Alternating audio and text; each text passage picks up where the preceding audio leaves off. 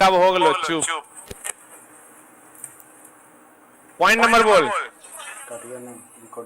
251। बता, निलंबन के कणों को आंख से देख सकते हैं? नहीं देख सकते। नाले का पानी निलंबन ना, बोलो दे। अब बताओ, विषमांगी विलियन टिंडल प्रभाव दर्शाता है कि समांगी? विषमांगी। दूध दिखता समांगी है, होता विषमांगी। सही है ना?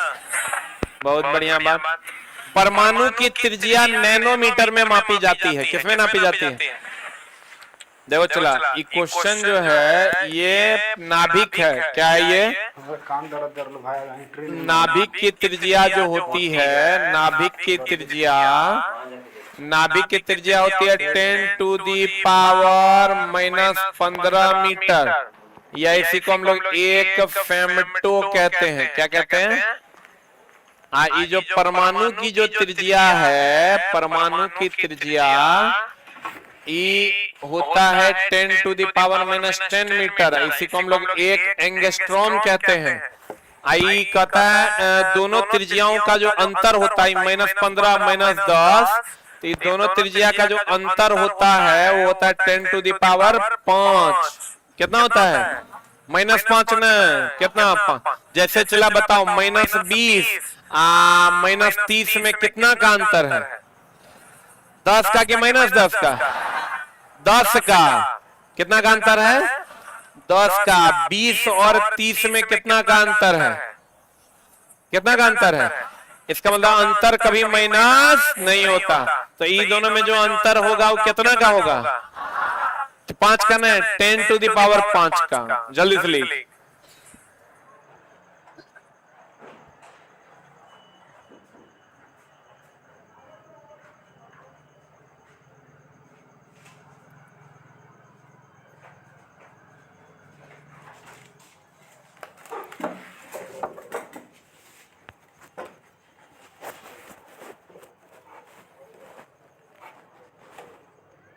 कृपया आपस में बात ना करें, पकड़े जाने पर आप दंड के पात्र होंगे। हो गया? दोनों की त्रिज्याओं में अंतर 10⁵5 का।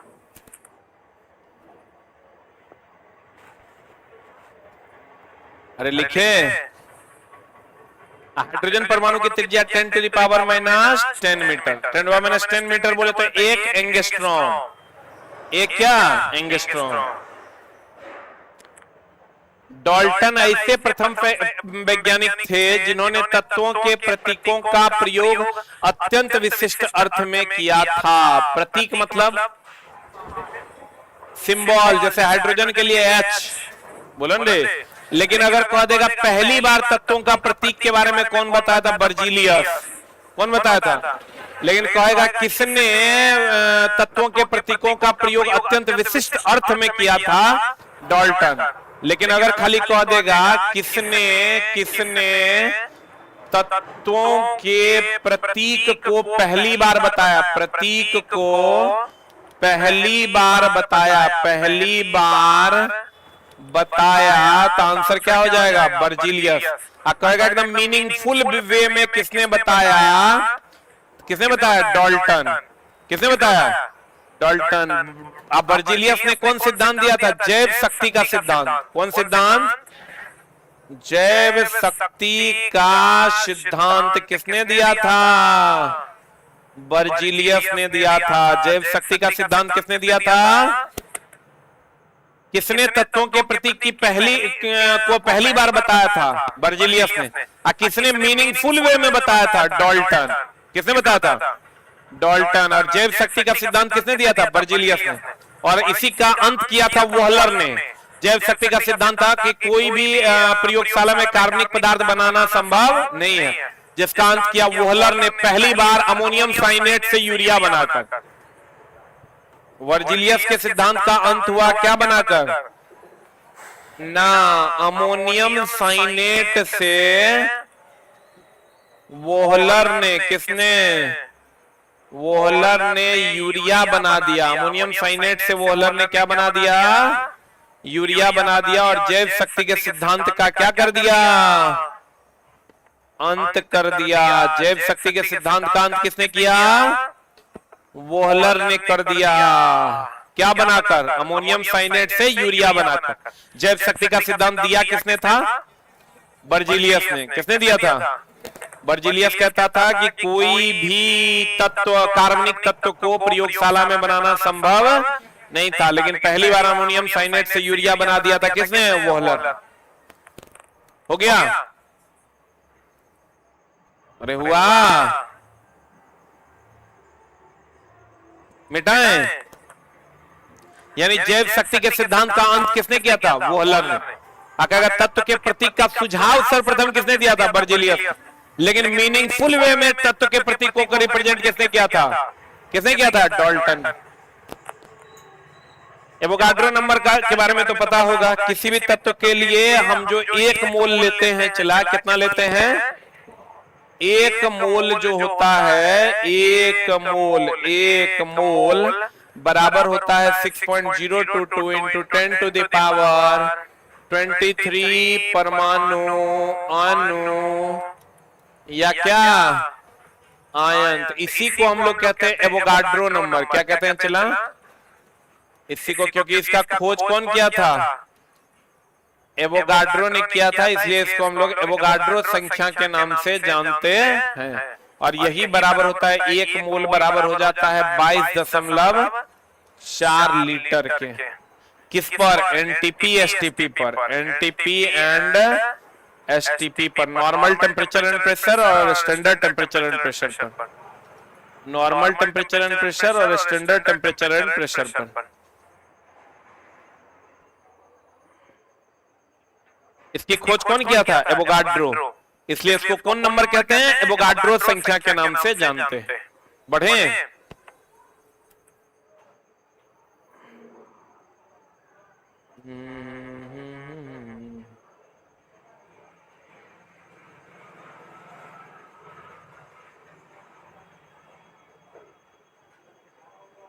बढ़े हो। अब देखो तो कहता है एवोगाड्रो संख्या Na को निरूपित किया जाता है। Na बराबर होता है 6.023 परमाणु, अणु या आयन, और ये होता है 22.4 लीटर। सर्वप्रथम अणु तथा मोल शब्द का प्रतिपादन किसने किया था, हम कल आपको लिखाए थे ना, अणु शब्द का प्रतिपादन ओस्टवाल्ड ने किया था। परमाणु शब्द को डेमोक्रिट्स ने दिया था। बोलन रे। लेकिन आप जानिए कि सर्वप्रथम अणु तथा मोल शब्द दोनों, अणु और कौन, मोल, दोनों शब्द का प्रतिपादन किसने किया था, विलियम ओस्टवाल्ड। किसने किया था, अब परमाणु शब्द का सर्वप्रथम परिचय किसने किया था, किसने किया था रे, डेमोक्रिट्स ने किया था। किसने किया था,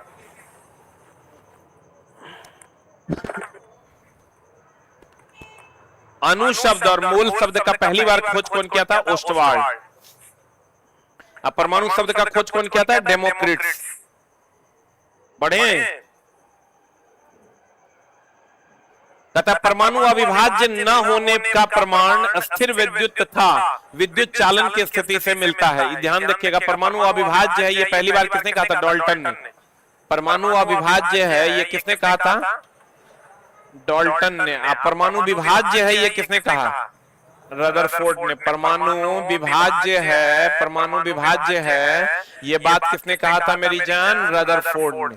किसने कहा था, परमाणु अविभाज्य है, ये बात किसने कही थी, डाल्टन ने। अब परमाणु विभाज्य है, ये बात किसने कही, रदरफोर्ड ने। लिखें,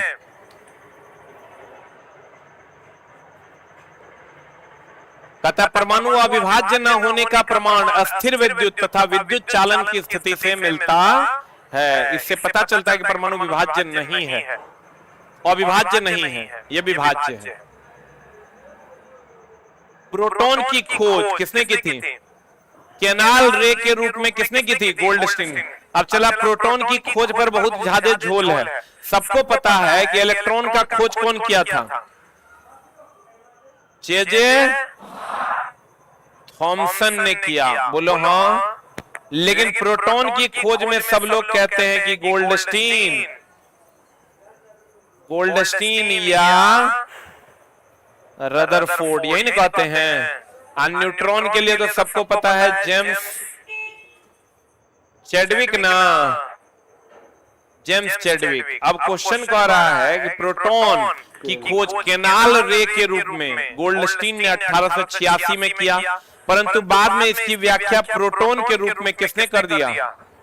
किसने कर दिया? रदरफोर्ड। इसका मतलब खोज जो किया, तो अगर इस पर चला बहुत लोग विवाद करते हैं कि सर गोल्डस्टीन दे कि रदरफोर्ड दे। तुम्हारा जो एनसीईआरटी है दोस्त मेरे, उसमें यह दिया हुआ है कि प्रोटॉन की खोज केनाल रे के रूप में किसने किया? गोल्डस्टीन ने 1886 में किया, परंतु बाद में इसकी व्याख्या प्रोटॉन के रूप में किसने किया? रदरफोर्ड। इसका मतलब जो पहला ऑप्शन होगा वो आपका क्या होगा? गोल्डस्टीन, और दूसरा ऑप्शन होगा रदरफोर्ड। लेकिन अगर कह देगा खोज किसने किया तो गोल्डस्टीन, और कहेगा व्याख्या किसने किया? रदरफोर्ड। लेकिन अगर खोज में भी पहले कह देगा तो गोल्डस्टीन, और बाद में कह देगा तो रदरफोर्ड।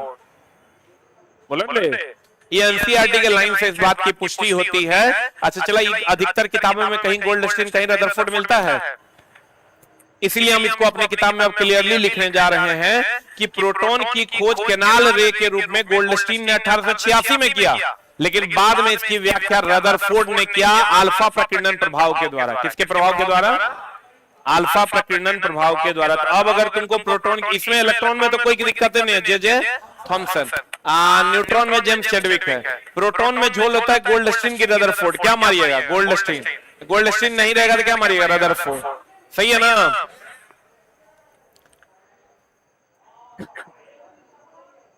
दोनों कैसे रहेंगे? दोनों में से कोई एक चुनना होगा तो गोल्डस्टीन चुनना। कहते हैं जे थॉमसन पहला वैज्ञानिक थे जिसने परमाणु का मॉडल दिया था। आप देखो इस पर भी सवाल तुमको मिलेगा, परमाणु का मॉडल लिख के डैश देना, और एनसीईआरटी का पहला सवाल यही है।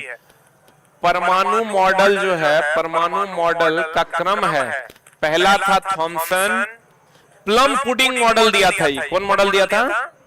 इसके बाद दिया था डाल्टन, इसके बाद दिया रदरफोर्ड,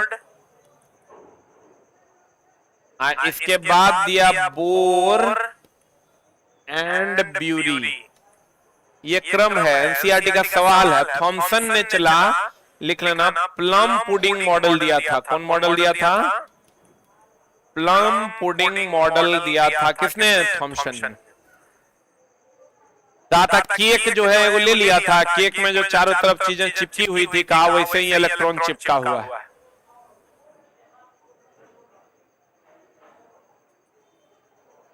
जे थॉमसन ने किसका खोज किया? इलेक्ट्रॉन का, जिसके लिए 1905 में उसे क्या मिला था? नोबेल पुरस्कार। आप बोलोगे ऐसा क्यों सर? प्रोटॉन की खोज के लिए तब काहे नहीं मिला, न्यूट्रॉन के लिए काहे नहीं मिला? इसलिए चला कि इलेक्ट्रॉन के प्रवाह से विद्युत धारा उत्पन्न हुआ।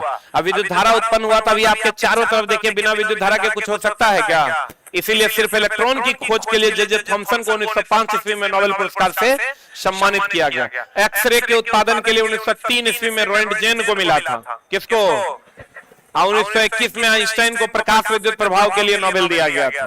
बोलेंगे इलेक्ट्रॉन का प्रवाह क्या कहलाता? विद्युत धारा। इलेक्ट्रॉन का प्रवाह विद्युत धारा। इसलिए इलेक्ट्रॉन की खोज के लिए 1905 ईस्वी में थॉमसन को क्या मिला था? नोबेल पुरस्कार दिया गया था। इलेक्ट्रॉन की खोज के कारण 1905 में थॉमसन को क्या मिला था? नोबेल पुरस्कार। ऑर्डर क्या है? पहले थॉमसन दिया, फिर कौन दिया? डाल्टन, डाल्टन के बाद रदरफोर्ड, रदरफोर्ड के बाद बोर ब्यूरी। एनसीईआरटी का क्वेश्चन है एग्जाम्पलर का ये। किसको मिला था? गोल्डस्टीन को कि थॉमसन को कि चैडविक को? थॉमसन को। किसको? किसकी खोज के लिए? इलेक्ट्रॉन की खोज के लिए, क्योंकि इलेक्ट्रॉन की प्रवाह को क्या कहते हैं? विद्युत धारा। अब विद्युत धारा से ही सारी चीजें चल रही है, इसलिए इलेक्ट्रॉन के खोज के लिए जे थॉमसन को 1905 ईस्वी में नोबेल पुरस्कार से सम्मानित किया गया। परमाणु उदासीन है, इसके बारे में भी किसने बताया था? थॉमसन ने। अब देखो चला, ये हमेशा ध्यान रखना, परमाणु जो है ये न्यूट्रॉन और प्रोटॉन है, तो ये नाभिक है कि परमाणु?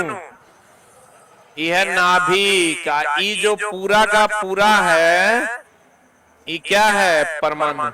तो देखो परमाणु में जितना चार्ज इलेक्ट्रॉन पर होता है उतने प्रोटॉन पर होता है, तो प्लस माइनस, तो परमाणु हो जाएगा उदासीन। क्या हो जाएगा? लेकिन नाभिक में न्यूट्रॉन पर कोई चार्ज नहीं होता है, प्रोटॉन पर चार्ज होता है, बोलन रे, आप प्रोटॉन पर प्लस चार्ज होता है तो ये उदासीन नहीं होगा, ये क्या हो जाएगा, धन आवेशित। तो क्वेश्चन पूछता है नाभिक क्या है, तो नाभिक विद्युतता क्या है, उदासीन है, सॉरी धन आवेशित है। अब पूरा परमाणु क्या है, उदासीन, क्योंकि पूरा परमाणु बोले तो कक्षा और नाभिक दोनों आ जाएगा। तो प्रोटॉन पर प्लस चार्ज, इलेक्ट्रॉन पर माइनस चार्ज, प्लस माइनस कितना हो जाएगा, 0। परमाणु क्या है, उदासीन, नाभिक क्या है, धन आवेशित। नाभिक क्या है रे, धन आवेशित। परमाणु उदासीन क्यों है, समझ गए।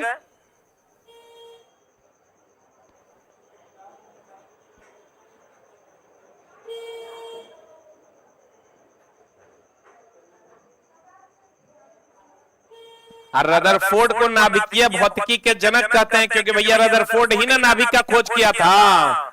किसने खोजा था, रदरफोर्ड ने नाभिक का खोज किया था। ये हो गया। देखो इन्होंने क्या किया था, एक सोने का पत्थर ले लिया। किसका पत्थर ले लिया, एक सोने का पत्थर क्यों लिया था, रदरफोर्ड। इससे अल्फा कण को गुजारा। कौन कण को गुजारा, तो बहुत सारा अल्फा कण जो है गुजर गया, कुछ अल्फा कण जो है डाइवर्ट हो गया, कुछ अल्फा कण जो है वो डाइवर्ट हो गया, इसे चला गया। कुछ अल्फा कण जिस पद पे गया उसी पर लौट गया।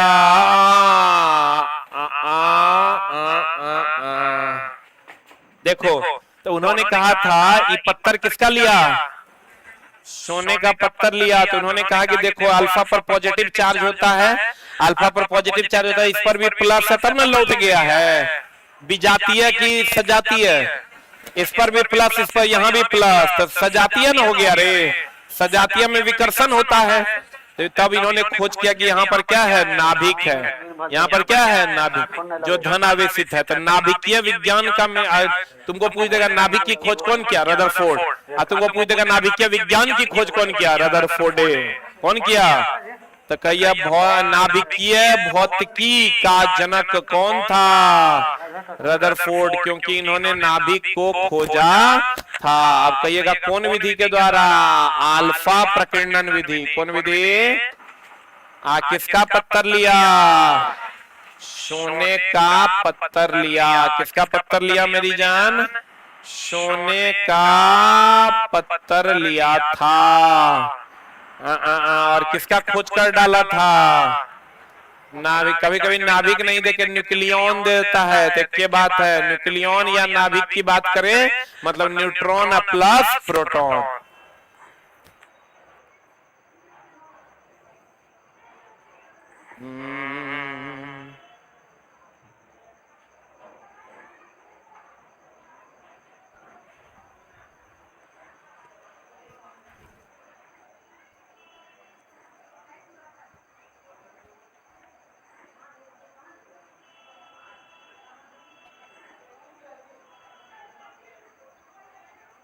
हो गया, हुआ, बढ़े।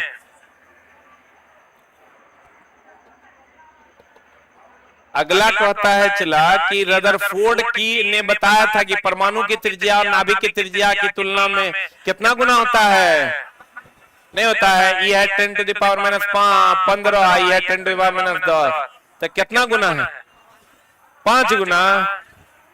10 टू द पावर 5 गुना। ये बताया किसने था, रदरफोर्ड ने। परमाणु की स्थिरता की व्याख्या किसने की थी, नील्स बोर ने। परमाणु अस्थिर है इसकी व्याख्या नील्स बोर ने। परमाणु अविभाज्य है इसकी व्याख्या रदरफोर्ड डाल्टन ने। किसने, पहला परमाणु मॉडल थॉमसन ने। किसने बताया परमाणु में नाभिक है, रदरफोर्ड। किसने बताया। परमाणु की स्थिरता की व्याख्या किसने की थी, नील्स बोर।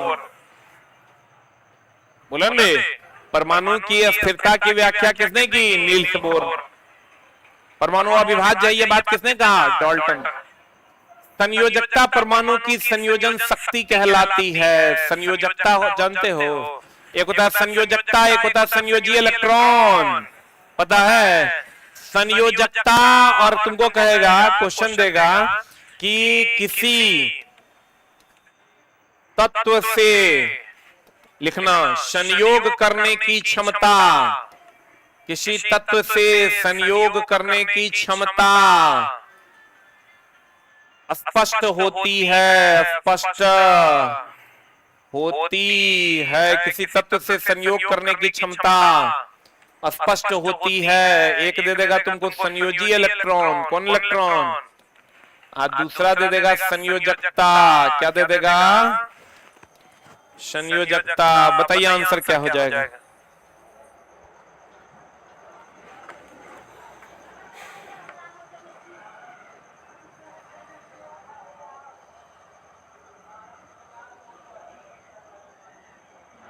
F5 की वैलिडिटी बढ़वा देते हैं। चलो F सब बढ़ गया है, पता नहीं तुम्हारा नहीं बढ़ा है क्यों। अनिष्ट Vacaciones para estrenar con hasta 45% de descuento y hasta 18. अभी चूंकि +2 बच्चा सब पास किया है ना, अब ये +2 का रिजल्ट शायद आज आने वाला था, नहीं आया है, आज ही आने वाला था क्या, मतलब बुझो जब न तब आने ही वाला है। अब देखो चला, इसका आंसर बताओ क्या हो जाएगा। किसी तत्व से संयोग करने की क्षमता स्पष्ट होती है संयोजकता के द्वारा। तब कोका कबिल के मौसा मारता है संयोजी इलेक्ट्रॉन। संयोग करने की क्षमता किसके द्वारा याद की जाती है, संयोजकता। संयोजकता किसके द्वारा, तब न चलाई जो कहते हैं Al2O3 में अल्युमिनियम की संयोजकता 3 है, इसलिए 3 को ऑक्सीजन को अपने साथ सटा लिया है। ऑक्सीजन की संयोजकता 2 है, इसलिए ऑक्सीजन 2 अल्युमिनियम को अपने साथ संयोग करवा लिया है। नहीं समझा, अल्युमिनियम की संयोजकता कितनी है, 3, इसलिए 3 को ऑक्सीजन को सटेले है। ऑक्सीजन की संयोजकता कितनी है, 2, इसलिए 2 अल्युमिनियम को सटेले है। बोलेगा नहीं करेगा। आज जबकि अगर अल्युमिनियम की संयोजकता निकालिएगा, अल्युमिनियम की संयोजकता निकालिएगा 2, 8, 3 होता है। तो संयोजी इलेक्ट्रॉन, संयोजी इलेक्ट्रॉन कितना है, 3, कितना 3। ऑक्सीजन का निकालिएगा तो 8 होता है, तो 2, 6 होता है। तो 6 होता देकर 6 होना चाहिए था, होना चाहिए था ना। तो मतलब अगर 6 को अगर संयोजी इलेक्ट्रॉन के हिसाब से जोड़ेंगे तो क्या को जोड़ना चाहिए, 6 को। लेकिन इसकी संयोजकता निकालिएगा तो 8 में 6 गया कितना, 2। तो देखो 2 को जोड़ा है कि नहीं जोड़ा। इसका मतलब किसी तत्व से संयोग करने की क्षमता को संयोजकता कहते हैं, और उसको संयोजकता के द्वारा दिखाते हैं, ना कि संयोजी इलेक्ट्रॉन के द्वारा। किसके द्वारा, संयोजी इलेक्ट्रॉन की संयोजकता। इसीलिए तो कहते हैं कि रदरफोर्ड ने संयोजकता परमाणु की संयोजन शक्ति कहलाता, संयोजी इलेक्ट्रॉन संयोजन शक्ति नहीं कहलाता है। कौन कहलाता है, कौन कहलाता है, संयोजकता और संयोजी इलेक्ट्रॉन अलग अलग है। संयोजी इलेक्ट्रॉन होता है बाह्यतम कक्षा का इलेक्ट्रॉन। कौन इलेक्ट्रॉन, जिसको हम लोग मुक्त इलेक्ट्रॉन कहते हैं। अगर कहेगा विद्युत धारा के प्रवाह में कौन जरूरी है, संयोजकता की संयोजी इलेक्ट्रॉन, संयोजी इलेक्ट्रॉन। कहेगा एक दूसरे से जुड़ने के लिए कौन जरूरी है, संयोजकता। लड़का एक के मारता संयोजी इलेक्ट्रॉन संयोजकता, जे है मन से है दिल ले। अब बताओ तो विद्युत धारा के प्रवाह के लिए कौन जरूरी है, विद्युत धारा प्रवाह कौन जरूरी है, संयोजी इलेक्ट्रॉन। या इसी को हम लोग क्या कहते हैं, मुक्त इलेक्ट्रॉन। कौन इलेक्ट्रॉन दे, मुक्त इलेक्ट्रॉन। बोलो हाँ।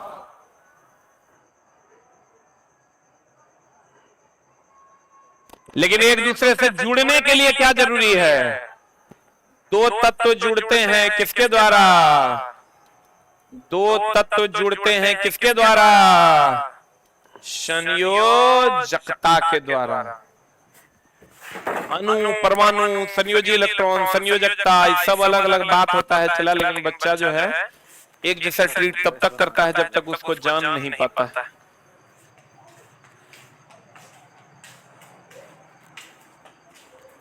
मेरे में आज से अपलोड नहीं हो, अभी कोई भी धंधा का बात नहीं करेगा, चुपचाप पढ़ेगा। न तो लड़का कहेगा देखो ये फ्री में पढ़ा रहा है, प्रचार मार रहा है। किसी भी प्रकार का कोई प्रचार नहीं होगा। जरा खरीदना है या जरा बैच से जुड़ना होगा, अपने हिसाब से देखो कहां तुम जुड़ पाओगे। हो गया, अरे हुआ। रदरफोर्ड ने परमाणु की तुलना किससे की थी, सौर परिवार। सर कैसे? उन्होंने कहा था कि देखो जैसे सूर्य के चारों तरफ सभी ग्रह चक्कर लगाते हैं, वैसे ही नाभिक के चारों तरफ इलेक्ट्रॉन चक्कर लगाता है।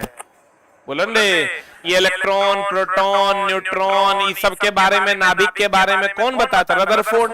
तो वही ना कहेगा कि ये जो परमाणु है वो सौर परिवार के जैसा है। जैसे सौर परिवार में सूर्य के चारों तरफ ग्रह चक्कर लगाता है, वैसे यहाँ भी नाभिक के चारों तरफ कौन चक्कर लगाता है? इलेक्ट्रॉन।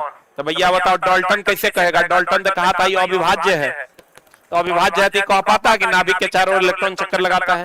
थॉमसन भी नहीं कह पाता। थॉमसन क्यों नहीं कह पाता? थॉमसन कहता था कि वो केक ले लिया और केक के ऊपर अलग अलग जो चॉकलेट चिपका हुआ था, कहता है इसे ये इलेक्ट्रॉन चिपकल है।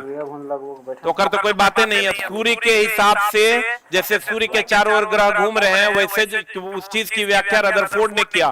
रदरफोर्ड ने कहा एक नाभिक है और उसके चारों तरफ कौन चक्कर लगा रहा है? इलेक्ट्रॉन। कौन चक्कर लगा रहा है? और सूर्य के चारों तरफ कौन चक्कर लगा रहा है? ग्रह। कौन चक्कर लगा रहा है? ग्रह। सूर्य की तुलना उन्होंने नाभिक से की और ग्रहों की तुलना उन्होंने इलेक्ट्रॉन से की। किससे की? फिर कहता है रॉबर्ट हुक, देखो चला, ये मृत और जीवित कोशिका का जो झोल है इसको बढ़िया से एक लाइन में क्लियर कर लो। रॉबर्ट हुक कॉर्क से मृत तथा ल्यूवेनहॉक तालाब से जीवित कोशिका का खोज किया था। ये जब क्वेश्चन आता है तो अटर पटर मार देता है बच्चा। रॉबर्ट हुक जो है किससे? कॉर्क से मृत कोशिका का खोज किया। बोले मैं नहीं करेगा। ल्यूवेनहॉक जो है तालाब से जीवित कोशिका का खोज किया था। हर डाउटेबल लाइन उपलब्ध है। रॉबर्ट हुक जो है ये कॉर्क से मृत कोशिका का खोज किया, ल्यूवेनहॉक तालाब से जीवित कोशिका का खोज किया। क्लियर है? अब कहते हैं रक्त का पंप कौन है? हृदय। ये तो सबको पता है। रक्त को कौन पंप करता है? हृदय। कौन करता है? अच्छा एक बात बताओ, एलपीजी गैस जो हम लोग भरते हैं ये होता है दाब भरण प्रणाली से। ये हम अपने किताब में भी पढ़ाते हैं। और जो दाब भरण प्रणाली से, पेट्रोल जो हम लोग भरते हैं या पेट्रोलियम का उत्पाद जो भरते हैं, ये भरते हैं हम लोग पंप भरण प्रणाली से। कौन भरण प्रणाली से? एक मिनट, होल्ड ऑन। हम लोग कहते हैं एलपीजी पंप, कभी सुना है? बोलो रे, एलपीजी पंप कभी सुना है? तो एलपीजी जो है दाब भरण प्रणाली से तुम लोग जाता है, चला वहां क्या बोलते हैं उसको, गैस वाला के दुकान के पास क्या करता है? बड़का सिलेंडर को उल्टा देता है और उल्टा के high pressure to low pressure में चला जाता है। ओकरा में हाई प्रेशर नीचे लो प्रेशर। तो भैया एलपीजी जो है high pressure to low pressure दाब भरण प्रणाली से। और पेट्रोलियम जो है पंप पर जाते हैं, उसमें मोटर लगा के खींच के तब भरा जाता है, तो पेट्रोल पंप होता है, जबकि एलपीजी पंप नहीं होता। लिख लो जल्दी से।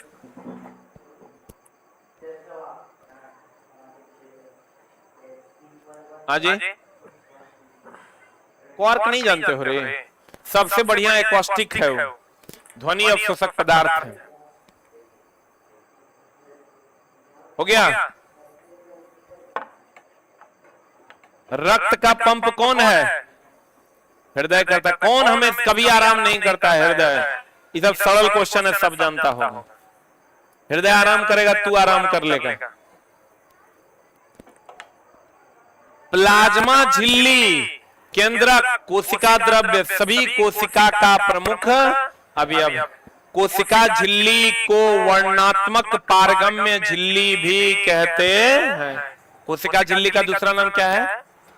वर्णात्मक पारगम्य झिल्ली कहते हैं। जल के अणुओं की गति जब वर्णात्मक पारगम्य झिल्ली द्वारा हो तो उसे क्या कहते हैं? परासरण। क्या कहते हैं? चला, परासरण मतलब सटके हुए का, सटके का फूलना। जैसे किशमिश, जैसे क्या चला, छोहाड़ा। अब इसमें भी है चला अल्प परासरण, सम परासरण, अति परासरण। परासरण कितने प्रकार का? 3 प्रकार का। एक होता है चला उत्क्रम परासरण, जिससे पानी को शुद्ध किया जाता है, रिवर्स ऑस्मोसिस। उत्क्रम पराशरण जिससे पानी शुद्ध करते हैं, पानी क्या करते हैं, शुद्ध करते हैं, जिसको हम लोग रिवर्स ऑस्मोसिस के नाम से जानते हैं।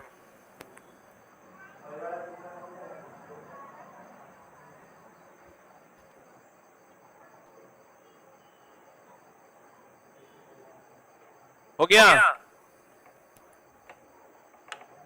लिख लिए। अल्प परासरण में कोशिका क्या हो जाएगा, फूल जाएगा। अब चला यहां से भी एनसीईआरटी में सवाल है कि कोशिकाएं कब फूल जाती है, जब बाहर की सांद्रता अधिक और अंदर की सांद्रता कम होती है, तब कोशिकाएं फूल जाती है, क्योंकि बाहर से अंदर जल का क्या होने लगता है, प्रवाह। ये एनसीईआरटी का सवाल है। क्या सवाल है कि कोशिकाएं, लिखना, कोशिकाएं फूल जाती है, कोशिकाएं फूल जाती है जब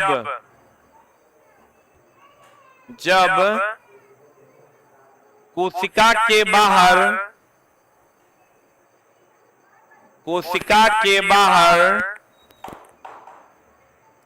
जल की सांद्रता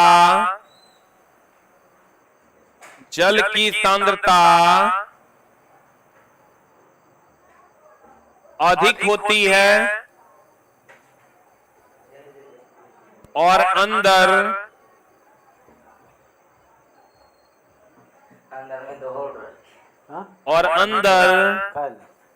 क्या होती है, कम होती है। तो क्या होता है, चला अधिक सांद्रता से कम सांद्रता में इसका क्या हो जाता है, प्रवाह हो जाता है। अधिक सांद्रता से किसमें, कम सांद्रता में जल का प्रवाह हो जाता है, जिसके कारण कोशिका क्या हो जाती है, फूल जाती है।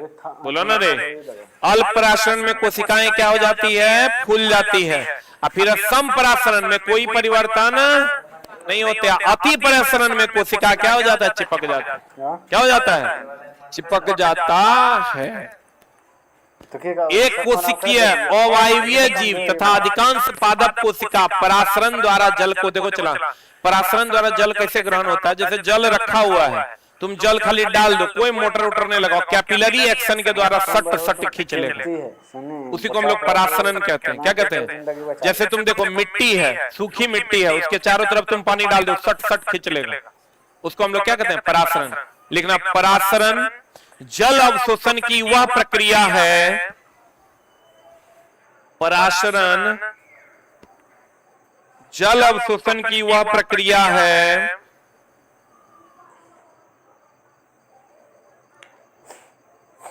जिसमें बिना मोटर पंप के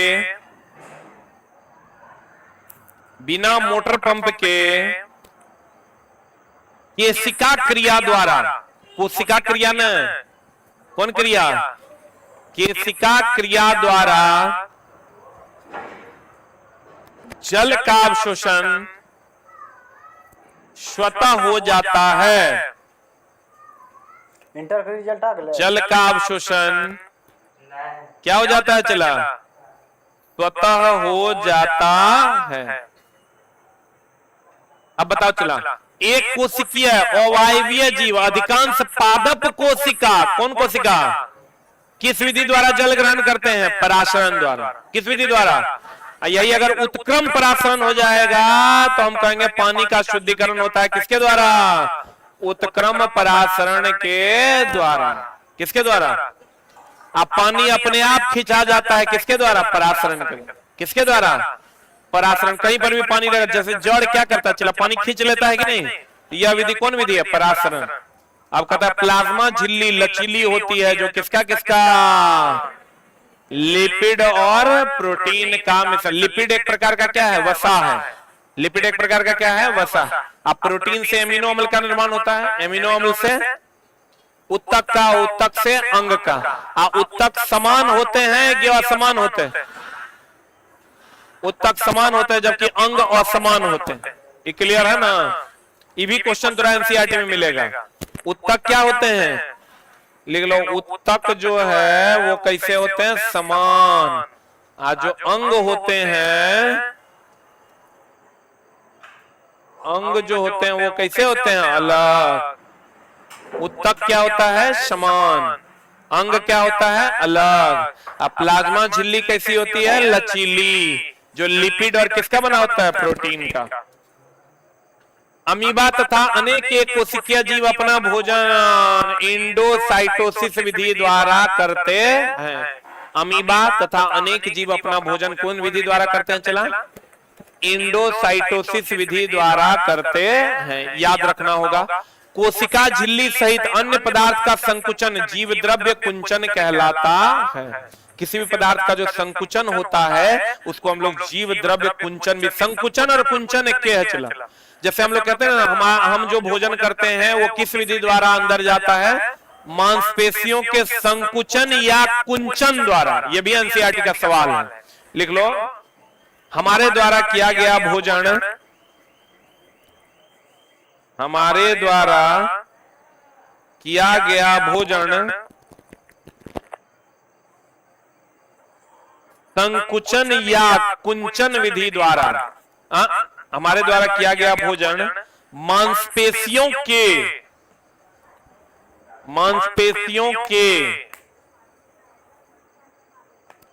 संकुचन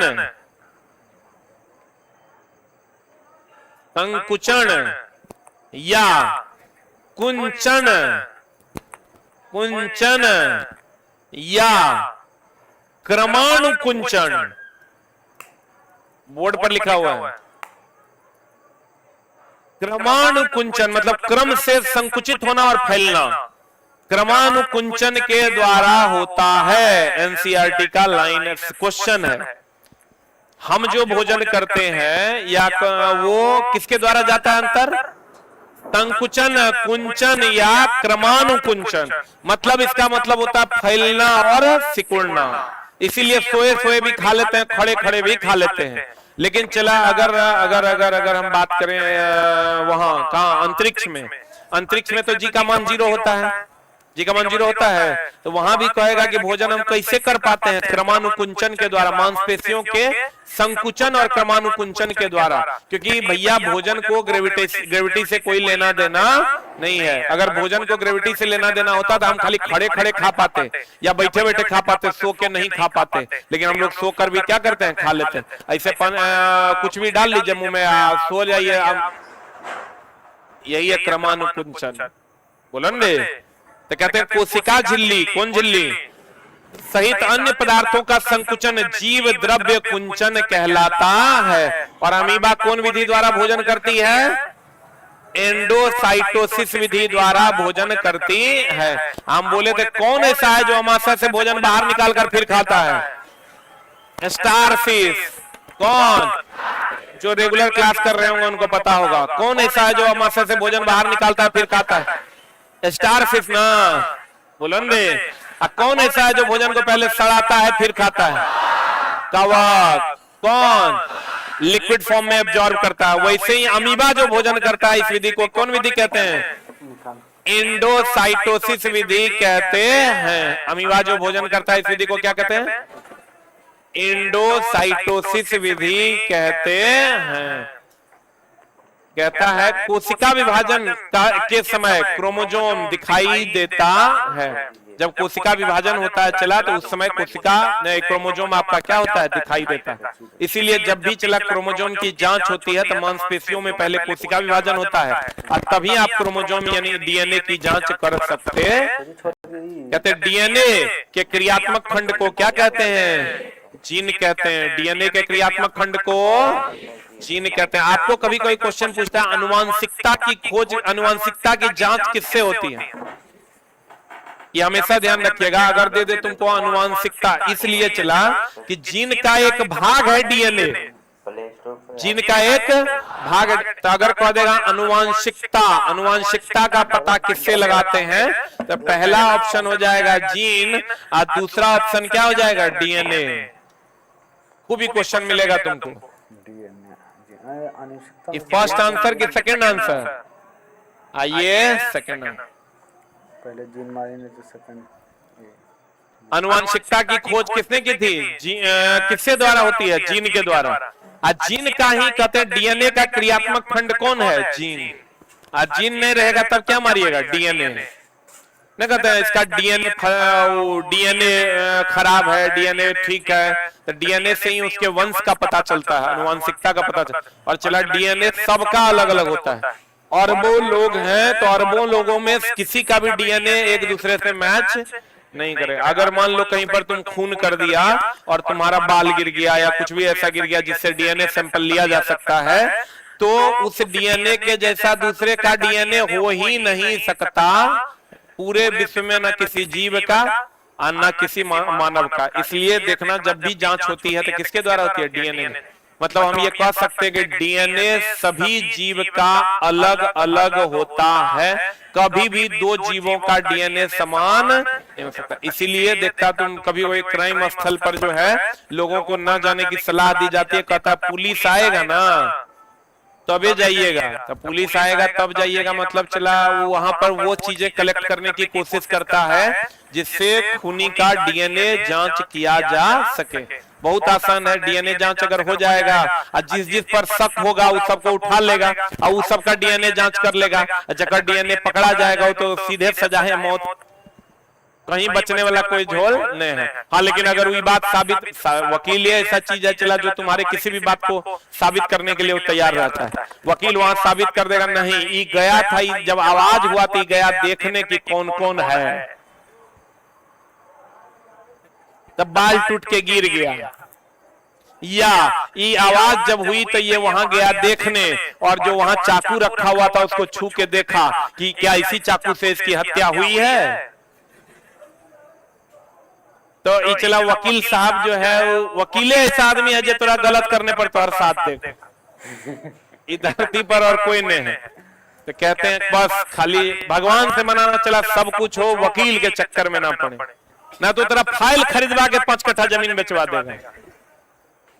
वो जो लड़का लोग जो एनटीपीसी वाला में पकड़ाया था ना, अरे इस बार वाला आंदोलन नहीं, पिछले बार वाला आंदोलन में 5-6 को लड़का पकड़ाया था, तो पकड़ाया तो जेल में क्रोमेटीन पदार्थ होता है जिसे क्या कहते हैं, वैसा केंद्रक जो स्पष्ट नहीं है, उसमें एक ही पदार्थ होता है क्रोमेटीन, जिसको हम लोग केंद्रकाय कहते हैं। क्या कहते हैं? आज जिस कोशिका में केंद्रक झिल्ली होता है उसे क्या कहते हैं? यूकैरियोटिक। भैया ये दो होता है, एगो प्रोकैरियोटिक एगो यूकैरियोटिक। प्रोकैरियोटिक मतलब मैच्योर, ज्ञान मैच्योर, अनडेवलप आप कह सकते हैं। प्रोकैरियोटिक की अगर हम बात करें, प्रोकैरियोटिक मतलब अनडेवलप की डेवलप, अनडेवलप। इसके अंतर्गत कौन कौन आता है? नीलहरित शैवाल नाम सुना है। एक होता है यूकैरियोटिक, हम लोग जो है स्तनधारी हैं, हम लोग क्या हैं? यूकैरियोटिक हैं। क्या है हम लोग? ये होता है डेवलप। क्या होता है चला? डेवलप। हम लोग यूकैरियोटिक है कि प्रोकैरियोटिक? हम लोग चला यूकैरियोटिक है। जितने भी स्तनधारी हैं वो क्या है? यूकैरियोटिक। नीलहरित शैवाल क्या है? प्रोकैरियोटिक। प्रोकैरियोटिक मतलब पूरा का पूरा डेवलप नहीं हुआ हो, यूकैरियोटिक मतलब पूरा का पूरा क्या हो गया होगा? डेवलप हो गया। जिस कोशिका में केंद्रक झिल्ली होती है उसे यूकैरियोटिक है, जिसमें केंद्रक नहीं होगा उसे प्रोकैरियोटिक। क्या कहते हैं उसको? प्रोकैरियोटिक, क्योंकि वो अनडेवलप होता है, उसमें केंद्रक नहीं होता। लिखा कोशिका द्रव्य और केंद्रक द्रव्य को क्या कहते हैं? जीव द्रव्य। ये तो पढ़े होंगे आप लोग बायोलॉजी में भी। कोशिका द्रव्य ले लो और केंद्रक द्रव्य, सबको मिला के क्या कहते हैं? जीव द्रव्य। यकृत विष तथा दवा को निराकरण करने में महत्वपूर्ण भूमिका निभाता है। बताओ यकृत में कौन होता है जो विष को मार देता है? यकृत में कौन होता है जो विष को मार देता है? HCl नाम सुने हो। पित्त भी कौन चला? पित्त। तो ये विष तथा दवा को निराकरण करने में महत्वपूर्ण भूमिका निभाता है कौन? यकृत। जो विष होगा, भोजन में जो विषाक्त पदार्थ होता है वो यकृत में क्या हो जाता है? समाप्त हो जाता है। क्या हो जाता है? और दवा का निराकरण, दवा को अलग अलग भागों में बांटने के लिए भी हम लोग किसका उपयोग करते हैं? यकृत का। यकृत बोले तो लीवर न रे। ईआर में संश्लेषित पदार्थ गोल्जी उपकरण में जमा रहता है। What is ER? Endoplasmic reticulum. Endoplasmic reticulum, endoplasmic reticulum, endoplasmic reticulum इसको कहते हैं अंतः प्रद्रव्यी जालिका, इंडोप्लाज्मिक रेटिकुलम। अंतः प्रद्रव्यी जालिका जो होता है चला, इसमें दो भाग होता है, एक होता है रफ भाग, एक होता है स्मूथ भाग। ये जो रफ भाग होता है इसी में क्या होता है, राइबोसोम। क्या होता है, राइबोसोम। और राइबोसोम प्रोटीन का निर्माण करता है। किसका निर्माण करता है, प्रोटीन फैक्ट्री, इसी को न कहते हैं वो। राइबोसोम को हम लोग प्रोटीन फैक्ट्री के नाम से जानते। इंडोप्लाज्मिक रेटिकुलम में दो भाग होता है, एक रफ भाग, एक स्मूथ भाग। रफ भाग को में क्या होता है, राइबोसोम।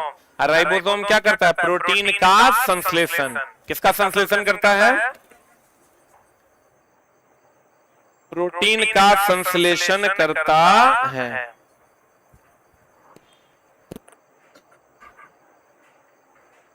ये कह रहा है कि जो प्रोटीन बनाता है चला, तो इसको ले जाने का काम कौन करता है, गोल्जी बॉडी। कौन ले जाता है, कहता संश्लेषित पदार्थ। ये संश्लेषित पदार्थ हो गया तुम्हारा प्रोटीन।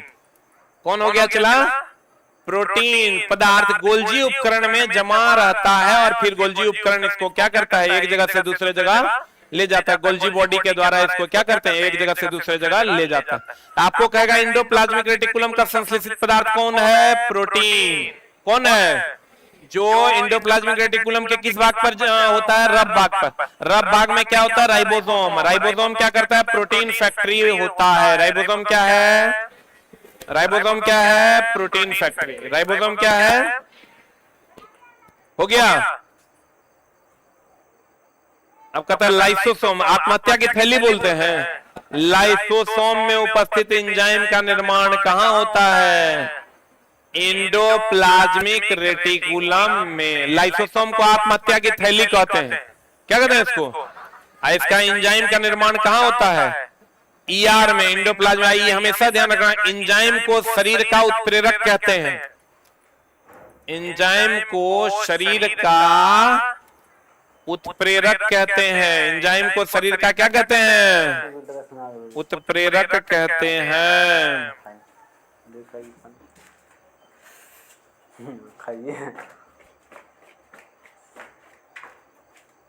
एंजाइम को शरीर का क्या कहते हैं चला, उत्प्रेरक कहते हैं। लाइसोसोम में उपस्थित एंजाइम का निर्माण कहां होता है, या माइटोकॉन्ड्रिया, कोशिका का बिजली घर होगा। अब चला इसी में क्या करता है, पावर हाउस होता है ये। हम लोग तो याद करके जाते हैं, power house of the cell कौन है, माइटोकॉन्ड्रिया। तो पावर हाउस ही ना बिजली घर है। तो लड़का कहता है, सलाई तो पावर हाउस पढ़ के गए थे, बिजली घर की हो गया। पावर हाउस ही क्या होता है, बिजली घर। पावर हाउस ही क्या होता है, बिजली घर। इसमें कैसी झिल्ली होती है, दोहरी। माइटोकॉन्ड्रिया में दोहरी झिल्ली होती है। प्रोकैरियोटिक, बताओ प्रोकैरियोटिक मतलब डेवलप या अनडेवलप। इसमें बहुत सारा चीज अनुपस्थित होता है। बोलेंगे, कहता है प्रोकैरियोटिक कोशिका में किसी भी प्रकार की झिल्ली नहीं होती। प्रोकैरियोटिक कोशिका में क्रोमोसोम के स्थान पर, क्योंकि चला डेवलप नहीं होता जो क्रोमोसोम बनेगा। हम लोग में क्रोमोसोम होता है। आपको कहेगा क्रोमोसोम का विभाजन जो होता है वो टूटे हुए स्थिति में दिखाई पड़ता है कि जुटे हुए स्थिति में। अभी तुरंत बताए थे टूटे हुए स्थिति में। अच्छा बताओ, एक्स क्रोमोसोम बड़ा कि वाई, कौन बड़ा, साइज में एक्स बड़ा और वाई छोटा। अब कहते हैं प्रोकैरियोटिक कोशिका में बहुत सारा चीज क्या होता है, एब्सेंट होता है।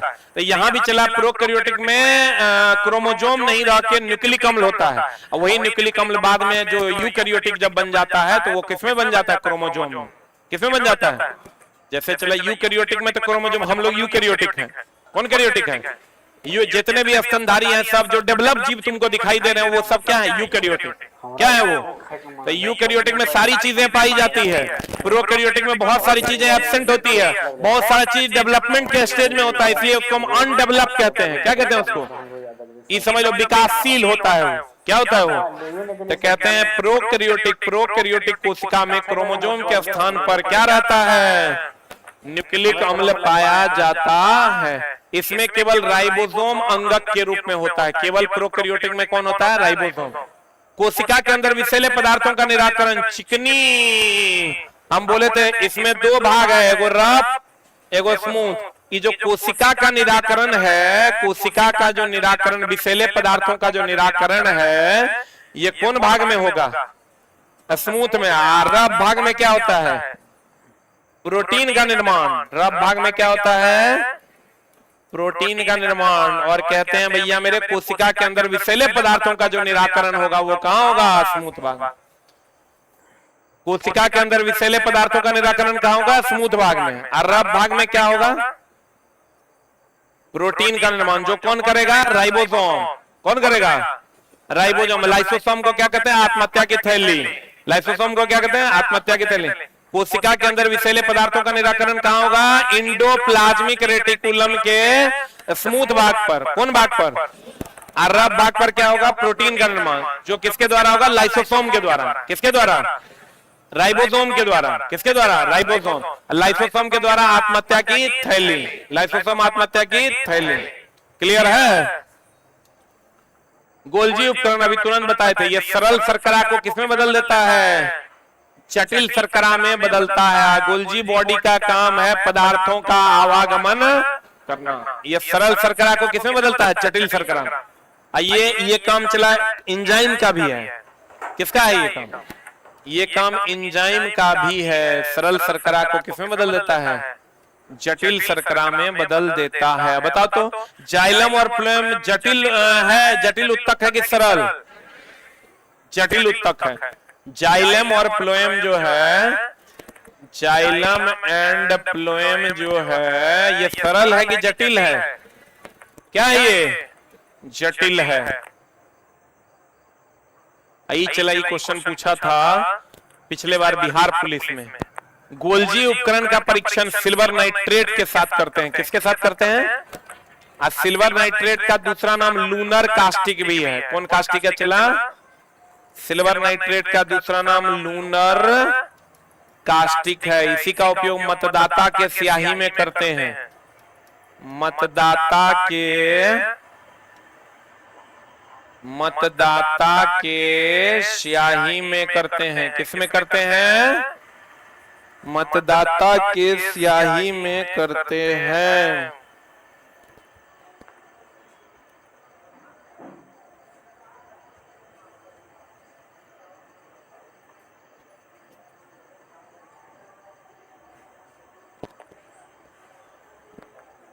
गोल्जी उपकरण का परिचय। अरे भाई F7 की वैलिडिटी बढ़ गई है, तुम अपडेट तो करो। ऐप जिनका भी चला कोर्स है वैलिडिटी बढ़ गई है ऑलरेडी। आप ऐप अपडेट नहीं करते हैं, मैसेज करते हैं, नहीं बढ़ा है। चुट्टा सब का बढ़, कितने लोगों का बढ़ गया वैलिडिटी? देखो इन लोग का बढ़ा है तो रस दुश्मनी है रे, ऐसा खोज के बढ़ाए हैं हम। ऐप को अपडेट करो ना, बढ़ जाएगा। चुप चुट्टा, ये लोग का बढ़ गया, तुम्हारा कहीं नहीं बढ़ा। अच्छा मैं एक बार फिर चेक करवा लेते हैं। हम सब का चला, जो लोग एक बार कोर्स ले लिए हैं उनको दोबारा कोर्स लेने की कोई आवश्यकता नहीं है। एक और फंक्शनैलिटी हम ऐड कर रहे हैं बहुत जल्द, जो 1 महीना के अंदर सभी कोर्सेस में उपलब्ध होगा तुम लोगों के लिए।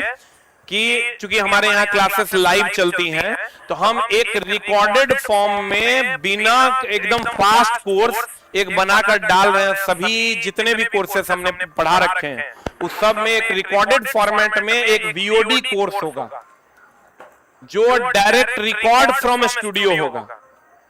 अब वो उपलब्ध रहेगा। जो चैप्टर जिसको पढ़ना होगा वो चैप्टर बच्चा पढ़ लेगा। उसमें और भी चीज ऐड कर रहे हैं, चैप्टर वाइज क्वेश्चन भी डिस्कस रहेगा। जिसको जो क्वेश्चन में दिक्कत होगा अपना उस क्वेश्चन में जाएगा, उस नंबर का क्वेश्चन खोलेगा और अपना पढ़ेगा। ठीक है, वो एक अलग, ये तो क्लास जो तुम्हारा है बैच ऑलरेडी वो रहबे करेगा। एक वो अलग से ही डाल रहे हैं हम, इसलिए कि जिन बच्चों को मान लो कि फास्ट रिवीजन करना है तो वो फास्ट रिवीजन कर पाएंगे। जिसको खाली क्वेश्चन डिस्कस करना है वो क्वेश्चन डिस्कस कर लेंगे। क्योंकि बहुत सारे बच्चे गांव देहात के होते हैं, उनको चला क्वेश्चन डिस्कशन में दिक्कत होती है और हम उसके पास उपलब्ध नहीं रहते या अन्य टीचर नहीं रहते हैं, तो उसके लिए सारे क्वेश्चन का डिस्कशन, कंप्लीट क्लास वो एकदम शेड्यूल वे में, चैप्टर बाय चैप्टर, शेड्यूल वे में पीडीएफ, वो जैसे ही कोई अब कोर्स खरीदेगा तो एक वीओडी क्लास उसको रिकॉर्डेड ऑलरेडी अवेलेबल मिलेगा और एक लाइव क्लास अलग से मिलेगा। ये अलग रिकॉर्ड होके रहेगा और ये अलग रिकॉर्ड होके रहेगा। मान लो 2 क्लास छूट गया तो यहाँ से आप मेकअप कर लीजिए, यहाँ सब कुछ शेड्यूल्ड रहेगा। ठीक है, बहुत जल्द ये फैसिलिटी हम जैसे ही बच्चा कोर्स 199 का खरीदा, 299 का खरीदा, तो ये उसको एकदम फ्री ऑफ कॉस्ट वहां पर उपलब्ध मिल जाएगा, पूरा कोर्स एक साथ। जिसको मान लो फास्ट पढ़ना है फास्ट पढ़ेगा, जिसको टाइम है लाइव नहीं पढ़ेगा तो वीओडी क्लास यहाँ से भी पढ़ सकता है, यहाँ से भी पढ़ सकता है। उस टाइप की फैसिलिटी दे रहे हैं। चैप्टर वाइज क्वेश्चन डिस्कशन वगैरह वो सारा चीज ऐप पर ऐड होके आएगा। गोल्जी उपकरण का परीक्षण किसके द्वारा होता है? Silver nitrate. और सिल्वर नाइट्रेट को हम लोग क्या कहते हैं? Lunar casting. मतदाता के स्याही में भी हम लोग किसका उपयोग करते हैं? Silver nitrate. किसका उपयोग करते हैं? सिल्वर नाइट्रेट का उपयोग करते हैं। पोटेशियम नाइट्रेट का उपयोग बारूद में करते हैं। पोटेशियम नाइट्रेट का उपयोग बारूद में करते हैं। रक्त ऑक्सीजन, भोजन, हार्मोन और अपशिष्ट पदार्थों का वहन करता है। रक्त जो है हम लोग क्या कहते हैं? रक्त किसका वहन करता है? ऑक्सीजन। लेकिन आप समझिए, रक्त ऑक्सीजन, भोजन, हार्मोन और अपशिष्ट पदार्थों का क्या करता है? वहन करता है। इन सब चीजों का यह वहन करता है। रक्त प्लोएम तथा पेशी उत्तक का क्या है? उदाहरण। और रक्त संयोजी उत्तक का भी उदाहरण है, या यूं के तरल संयोजी उत्तक का भी उदाहरण है। किसका उदाहरण है? चला, तरल संयोजी उत्तक का भी रक्त क्या है? उदाहरण। रक्त को पेशीय उत्तक भी कहते हैं, रक्त को प्लोएम उत्तक भी कहते हैं, क्योंकि प्लोएम का भी काम है एक जगह से दूसरे जगह चीजों को ले जाना। प्लोएम का काम क्या है? चला, खनिज लवण का संचरण। आई देखो, रक्त का भी काम क्या है? भोजन, हार्मोन और अपशिष्ट का संचरण। बोलवे नहीं करेगा। तो रक्त को प्लोएम भी कहते हैं। रक्त को क्या कहते हैं? प्लोएम भी कहते हैं। और रक्त को पेशीय उत्तक भी कहते हैं। और रक्त तरल संयोजी उत्तक है। और खाली संयोजी उत्तक की बात करेगा तो हड्डी। कौन चला? खाली संयोजी उत्तक की बात करेगा तो हड्डी। कहते हैं विभाज्योत्तक उत्तक में रसधानी। रसधानी बोले तो वैक्यूल्स, नाम सुना है? वैक्यूल्स का काम है जल अवशोषण करना। क्या अवशोषण करना?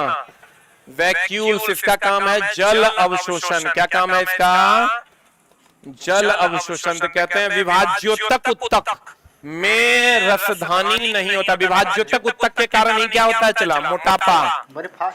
मोटापा या यूं कहें वृद्धि जो होता है विभाज्योत्तक उत्तक के कारण ही होता है। सेल विभाजन होता है, सेल डिवीजन होता है, जिसके कारण वृद्धि होता है।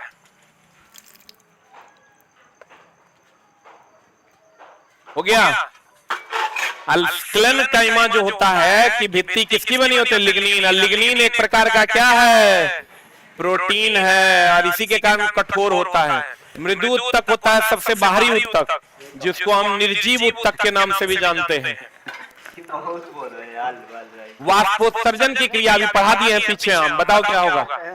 वाष्पोत्सर्जन की क्रिया कहाँ होती है? रंध्र में। वाष्पीकरण होता है, वाष्पोत्सर्जन।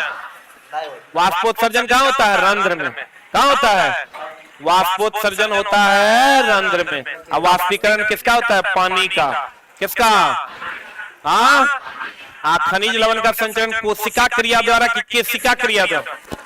किस क्रिया द्वारा? रक्त को प्लोएम भी कहते हैं, क्योंकि प्लोएम भी सारी चीजों का वहन करता है और रक्त भी सारी चीजों का वहन करता है। बोलेंगे? क्लियर है? पक्का? और कोशिका कब फूलेगा? बाहर की सांद्रता ज्यादा और अंदर की सांद्रता कम। तो जल जब बाहर से अंदर की ओर आएगा तो कोशिका क्या हो जाएगा? फूल जाएगा। परासरण में कोशिका फूलवे न करता है, सम परासरण में कुछ होता नहीं। उत्क्रम परासरण के द्वारा जल का शुद्धिकरण होता है। किसके द्वारा? उत्क्रम परासरण के द्वारा जल का शुद्धिकरण होता है। क्लियर है? Thank you very much.